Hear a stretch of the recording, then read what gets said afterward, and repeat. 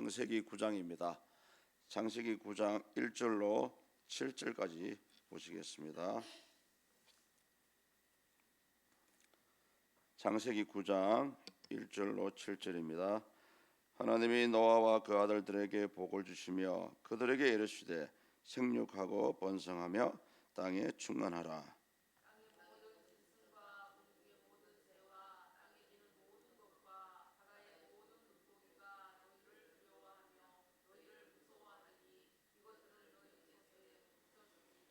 모든 산동물은 너희의 먹을 것이 될지라. 채소같이 내가 이것을 다 너희에게 주노라.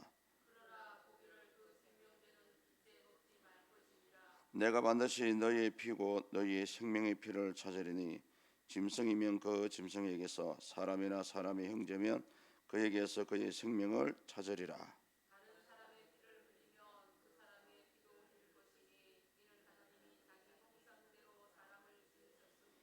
너희는 생육하고 번성하며 땅에 가득하여 그 중에서 번성하라 하였더라.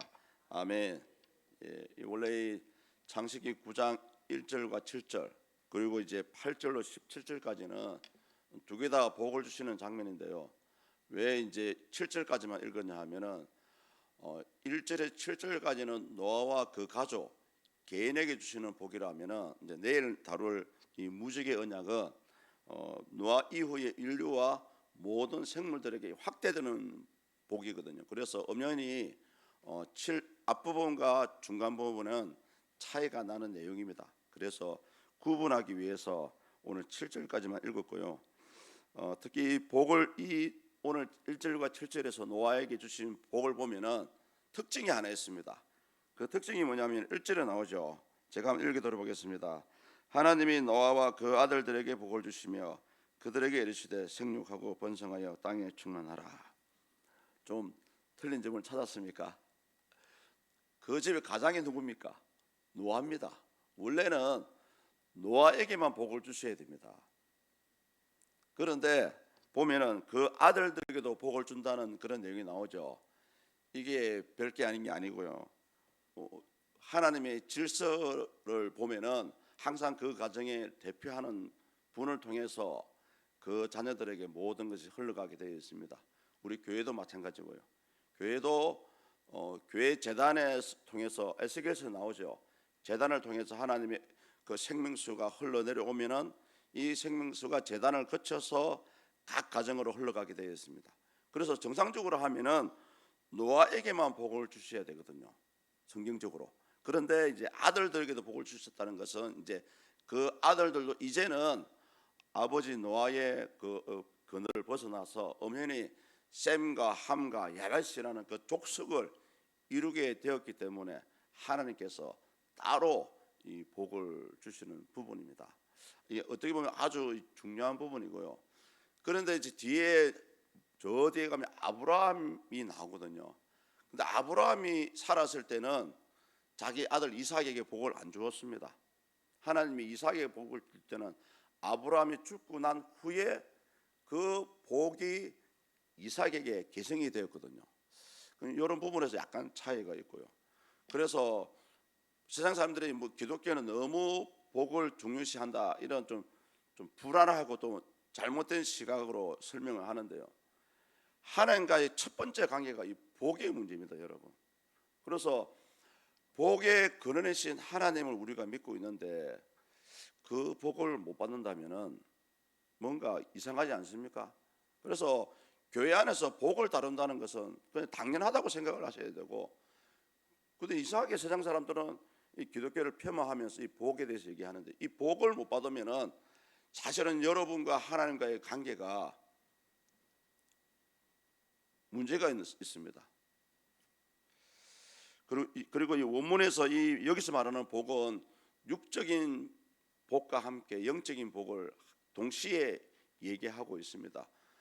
물론 요한 1, 2, 3서에 가면은 사랑하는 자여 내 영혼이 잘된 같이 내가 범사에 잘되고 강건하기를 내가 간구하노라 하면서 영적인 복을 많이 강조를 합니다만은 사실은 영적인 복과 함께 육적인 복도 함께 와야 됩니다.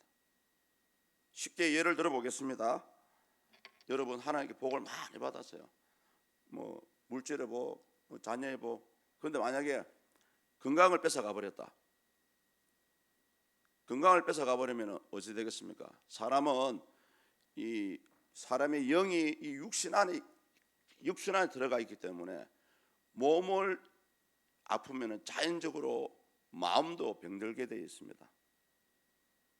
그러면 그거는 온전한 복이라고 할 수가 있을까요, 과연? 그리고 하나님이 복을 주셨다면 그 복을 누릴 수 있도록 해 주셔야 되거든요. 아울러서 그래서 우리가 항상 영적인 복과 함께 육적인 복도 같이 구하셔야 됩니다. 내가 하나님 잘 섬기도록 이렇게 해주셨는데 하나님 건강을 뺏어가시면 하나님 일을 할 수 없지 않습니까? 그런 면에서 그렇게 지혜롭게 기도를 하실 필요가 있습니다. 또 아울러서 이제 본문 2절을 보시면은 그 모든 생물에 대한 지배권을 사람에게 주신 장면이 나오죠. 우리 2절을 한번 읽어보시겠습니다. 땅의 모든 짐승과 공중의 모든 새와 땅에 기는 모든 것과 바다의 모든 물고기가 너희를 두려워하며 너희를 무서워하려니 이것들은 너희의 손에 붙였음이니라. 아멘. 사람이 지혜가 있어 가지고 총을 만들고 무기를 만들어서 사람을 모든 생물을 지배할 수 있지만 사실은 이 두려워한다는 단어 자체에 들어가면 원문에서는 존경한다, 공경한다는 그런 의미가 들어가 있습니다. 사실은 정상적인 번역이라면 오히려 공경한다, 존경한다는 단어가 들어가는 게 조금 문맥상으로 이해하기가 쉽고요. 그래서 사람이 지혜를 가지고 짐승을 지배하지만 사실은 근본적으로는 짐승은 사람을 두려워하게 만들어 놨습니다. 사자나 호랑이가 사람을 보면 막 달려들잖아요. 그것은 뭐냐면은 본능적으로 자기들 스스로가 그 불안을 느꼈기 때문에 사람이 키가 크니까 불안을 느끼기 때문에 그 불안에 대한 반응으로 공격을 하는 것입니다. 사실 근본적으로 이 동물은 사람을 두려워하게 하나님께서 만들어 주시는데요. 딱 하나 이제 사람이 할 수 없는 게 있습니다. 그것은 뭐냐면은 이 동물의 피를 마시지 말라는 장면이 나옵니다. 4절입니다. 그러나 고기를 그 생명째 먹지 말 것이니라. 마치 이거는 선악과와 같은 그런 원리라고 생각을 하시면 될 것 같습니다. 왜냐하면은 이 피 안에는 모든 사람이나 짐승간의 피 안에 생명이 들어가 있기 때문에 그렇습니다. 생명은 누구 겁니까? 하나님 것이거든요. 그래서 우리가 피를 마신다는 것은 하나님 것을 빼앗아 도둑질하는 원리가 되기 때문에 피를 마시면 안 되고요. 또 한 가지는 구약에서 시작된 이 모든 피는 예수 그리스도의 피를 상징합니다. 속죄를 의미하거든요. 속죄를 의미하기 때문에 그 속죄의 피를 우리가 마시면 안 되잖아요. 또 그런 원리고요. 마지막 한 가지는 현실적인 부분입니다. 오늘날 많은 분들이 뭐 사슴피가 좋다, 뭐 노루피가 좋다 해가지고 뭐 피를 빨대를 딱 꽂아가지고 쪽쪽 빨아먹잖아요. 요게 이제 문제가 있는 거죠. 왜냐하면은 이 짐승의 피 안에는 수많은 균이 많이 들어가 있습니다. 그래서 그 피를 마신다는 것은 그 짐승이 가진 모든 균이 내 몸속으로 들어와요. 그래서 사람이 이 피를 마시고 갑자기 죽는 경우가 허다하거든요. 그것은 그 짐승 안에 아주 더러운 피가 많이 있기 때문에 그 여파로 해서 그냥 죽어버리는 그런 현상이 되어집니다. 오늘 이 장면을 보시면은 노아와 그 아들들에게 각자에게 복을 주셨다는 것은 뭐냐 하면은 하나님은 철저하게 1대1 관계라는 것을 다시 한번 우리에게 말씀해 주고 있는 부분이고요. 그래서 또 우리가 하나님께 아울러서 영적인 복과 함께 육적인 복도 함께 받아야 되고, 특히 이제 많은 분들이 관심 있어 하시는 분들이 건강이지 않습니까? 이 부분을 말씀을 드려야 되나 말아야 되나 약간 고심을 했는데요. 역시 성도님들 건강 부분도 사실은 하나님의 손에 있다라고 인정을 하시는 게 맞고요. 그래서 어차피 우리에게 생명을 주시고 또 살게 하신 분은 하나님이시고 또 모든 삶의 요소 가운데 물질을 주시든 건강을 주시든 하나님 손에 있거든요. 그래서 이 건강이 아프신 분들은 다시 한번 하나님과의 관계를 회복하시면 좋겠고요. 그게 뭐 누구 잘못이다라는 것은 일절 없습니다. 왜? 예수님께서도 그 아픈 병자에 대해 가지고 하나님 이 사람이 아픈 이유가 조상의 죄 때문입니까? 본인의 죄 때문입니까? 물어봤을 때 그런 답변을 안 하셨잖아요. 누구의 죄도 아니고 하나님의 영광을 드러내기 위해서 질병을 받은 거다 하면서 치유해 주셨거든요. 그래서 여러분 당연히 하나님께 건강을 달라고 구하는 것이 맞고요. 그런 부분은 내가 잘못했기 때문에다 한 그런 좀 잘못된 생각을 좀 벗어버려야 됩니다. 왜? 사람은 살아가다 보면은 또 나의 식생활 습관 때문에 건강이 해치는 경우도 있습니다. 그래서 가장 좋은 방법은 하나님께 건강을 달라고 구하시는 거고요. 그리고 또 이제 여러분의 몸을 하나님께 드리면 됩니다. 하나님께 드리면은 건강을 회복시켜 주십니다. 왜?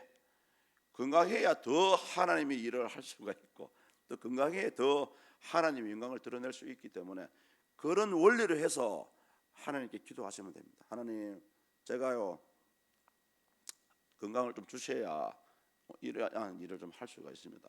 어찌됐든 하나님 불쌍히 여겨주셔서 다시 건강을 회복해 달라고 일단은 제가 보는 시각으로서는 이 부분에 대해서 사모하는 마음이 있어야 됩니다.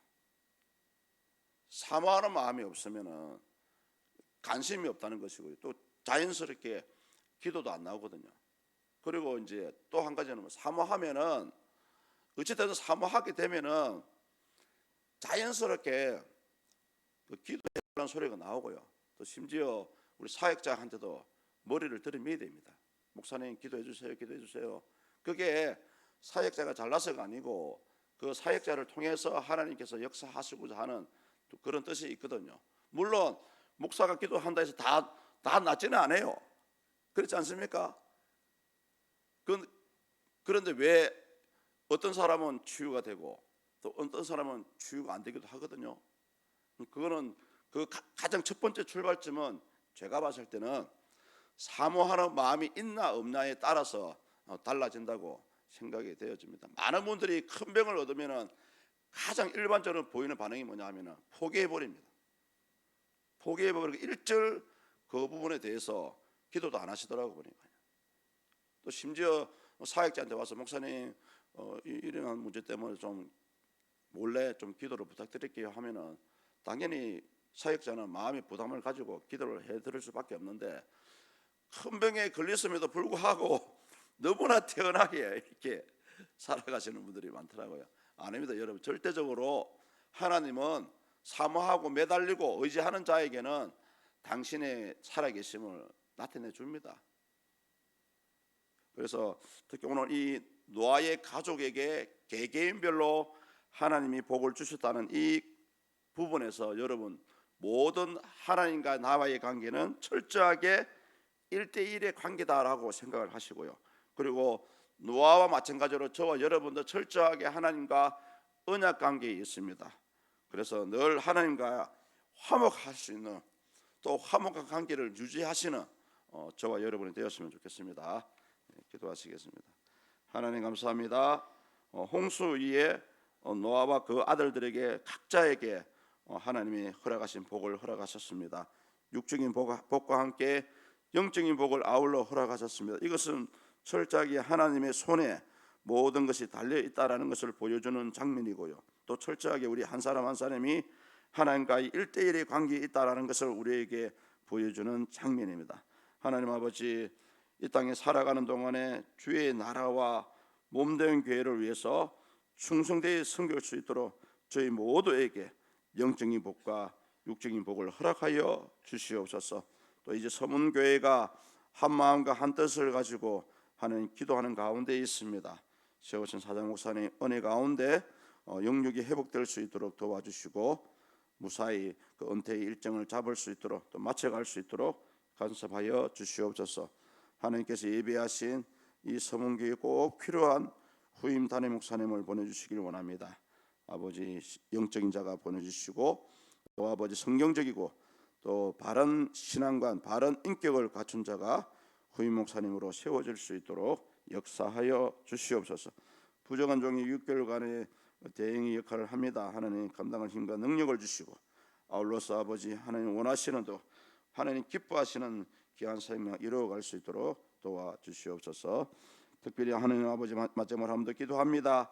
이 새벽에 주님 시간을 드리며 몸을 드리며 마음을 드리오니 이곳에 모인 모든 주의 백성들에게 영육이 회복될 수 있는 놀라운 치유의 역사가 일어나게 하여 주시옵소서. 몸의 모든 어그러진 염증들과 또 어그러진 신체의 밸런스가 다시 한번 정상적으로 돌아올 수 있도록 하나님 역사하여 주시옵소서. 감사합니다. 예수 그리스도 이름으로 기도드립니다. 아멘.